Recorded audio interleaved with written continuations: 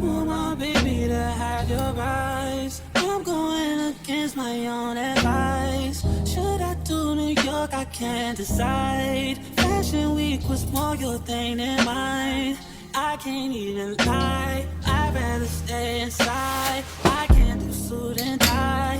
Can't be in one room with you and stand on different sides. One thing at a time, I have to learn to hide. One thing at a time, emotions running high. I wish you felt alright, just hitting my line all the time, all the time. Oh, ooh, ooh, ooh. You stay on my mind all the time, all the time. Takes some finesse. I see you today. You stay on my mind. You and your sister, too hard to handle. Things will get canceled. I will make time for you. Commitment, going the distance. I'm new to all of this. Good morning and welcome to another vlog. In this vlog, I'm going to show you my morning minimalist routine, the habits that I do in 2025. This is not one of those cheesy videos where I tell you guys to wake up at 5 o'clock, 4 o'clock in the morning, because I don't do that every day. Some days I wake up early, some days I wake up later. Just being realistic here. But I'm going to show you my daily habits that I do no matter what time I wake up. So let's get into the video.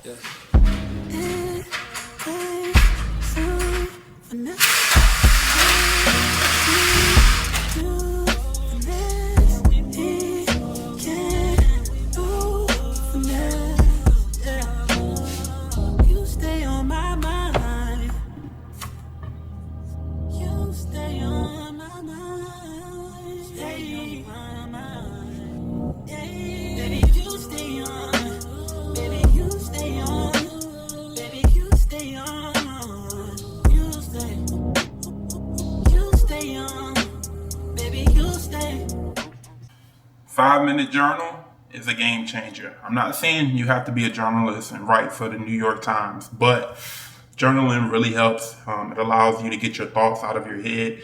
And I think in 2025, everybody should have journaling a part of their routine. This is the 5-minute journal. I don't share my journal with people, but we all the way locked in. Y'all are family. So, hey, I want to inspire you to start journaling in your morning routine. So this journal is super simple. You write down 3 things you're grateful for, 3 things that will make today a great day. You'll do your daily affirmation. In the evening, you will do a highlights of the day and what made today great. Super easy. 3 things that I'm grateful for today is having a peaceful life, being able to see amazing views with my eyes, and the support of my YouTube family. That's 3 things I'm grateful for. It allowed me to start the day off positive. Journaling just is really good. And the next section is what will make today great. This section, you want to be realistic. You want to put things that you actually can achieve. So what will make today great for me is going for a swim. If I go for a swim, it's going to be a great day. If I eat a healthy breakfast, it's going to be a great day. And if I get some natural sunlight, it's going to be a great day. So those 3 things that I know I can achieve. I know I can go for a swim. I know I can eat a healthy meal, and I know I can go out and get some sunlight. So by me completing those 3 things, it's going to be a great day because I'm keeping promises to myself and I'm actually doing it. So that's a really good way to start off the day. My daily affirmation is have faith for what the eyes can't see, but the heart can feel. That means you have to trust in the Lord. You have to trust that you have faith for what your eyes can see. You got to walk by faith and not by sight. So that daily affirmation, that's been my daily affirmation for a long time. Sometimes we want to get to certain places in life, but we don't have faith. We only can see what we can see in front of us and we can't see the future, but you got to have faith. So yeah, next thing I like to do is go for a morning walk. So we're going to head outside and get some walking done. And yeah, it's going to be a great day.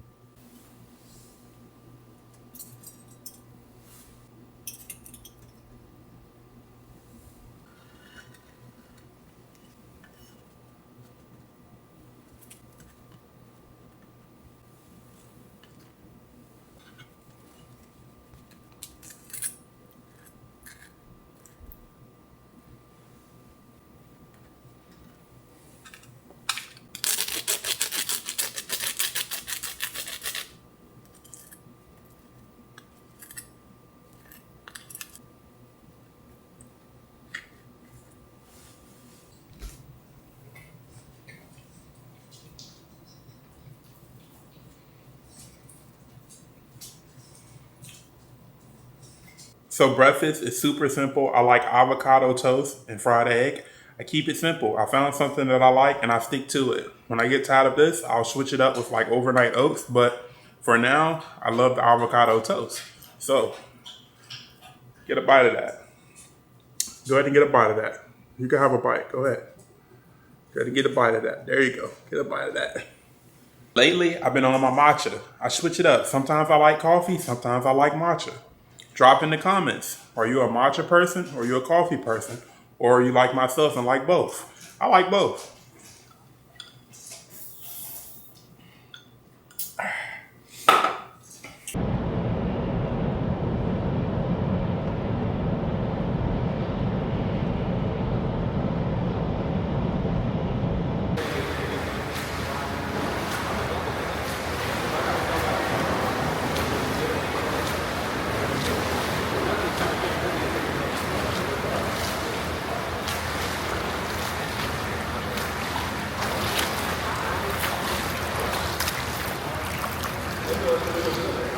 Photographer and filmmaker based on the west coast of Scotland. I have over 20 years experience as a professional photographer and 14 years experience as a filmmaker. You guys been wanting to know my edit workflow for a long time now, and I'm going to share my editing workflow with you guys. But let's talk about today's sponsor, Skillshare. I learned a lot of my editing through Skillshare. They have an online learning community with over 1,000 classes, so you're able to learn at your own pace. And I'm going to show you one of my favorite classes by Stuart Little, who taught me a lot about editing.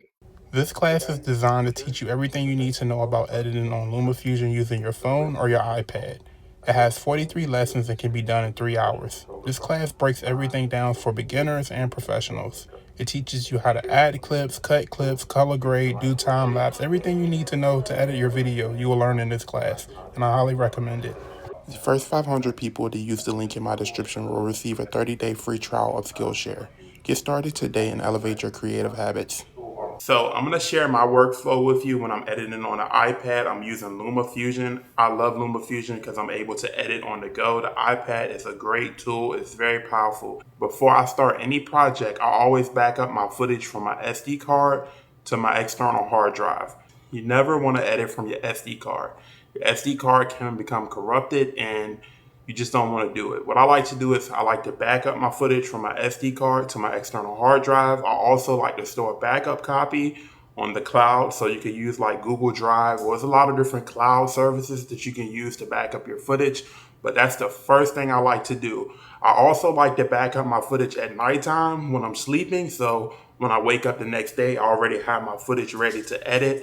I never like to wait until it's time to create a project to back up my footage because that slows down my workflow. So always get in the habit of backing up your footage before. After my footage is backed up, the next thing I like to do is create folders. I like to create a folder where all my main footage is going to be. So my A-roll, my B-roll, my sound effects. And after that, I like to go in and find the music that I'm going to use. Sometimes I'll get music from Epidemic Sound. Sometimes I'll get mainstream music from YouTube. It depends on the vibe of the video. If I want like smooth R&B and stuff like that, I'll go on YouTube and I'll search for non-copyrighted music. Once I find that music, I'll add it to my timeline and kind of go with the flow of the video. But anytime I use mainstream music, I always check before I upload my video to YouTube. I never just publish my video. I like to let YouTube go through and do its checks, make sure there's no copyright on it, and then I'll make my video public so you guys will be able to see it. But that's how I go about finding my music and backing up my footage, and then I'll jump right into my edit. Man, I have to do it. I want your body and music. I'm about to be one to prove it. Look what you made. Told you that I'm on the way. I'm like an exit away. Yeah. If I didn't ride blade on her, would you still love me? So right now what I'm doing is scouting for music for my YouTube video. I'm searching for the music on YouTube, non-copyrighted R&B music.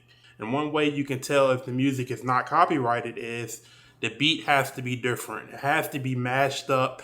It can't be the original track. So that's one way you can tell, but you should always check when you're uploading your video just to make sure it doesn't get a copyright strike. But as you can see, this is Kendrick Lamar. I'm in my mind and where would you still See, that beat is different, so I'm not gonna get a copyright for that.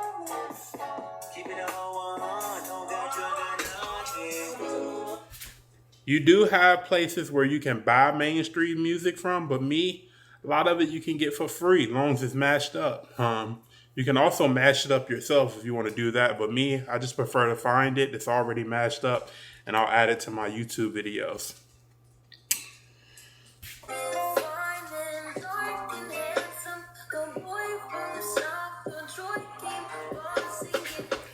See, the SZA beat is different. It's not the original beat, so you can use this.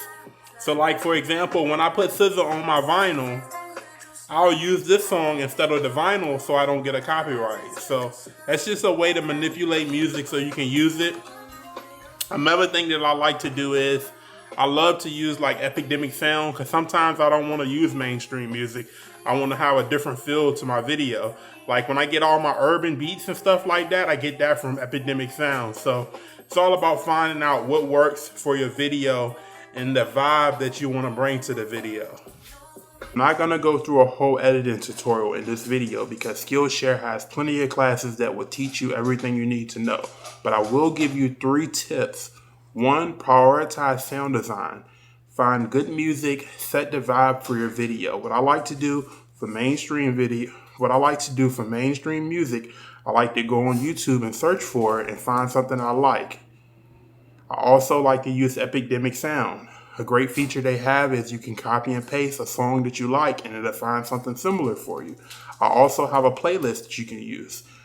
Another thing, when it comes to editing, edit in a clean space. What I like to do is I'll switch it up. Sometimes I edit from the coffee shop. Sometimes I edit from the beach. By doing that, it's going to unlock your creativity and allow you to just think outside of the box. So that's 3 tips that you can implement into your editing to take your videos to the next level.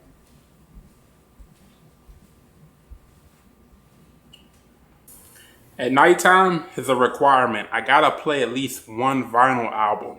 One vinyl album. It just gets me in a good mood and allows me to relax at the end of my day. So today, let's see what we're gonna play.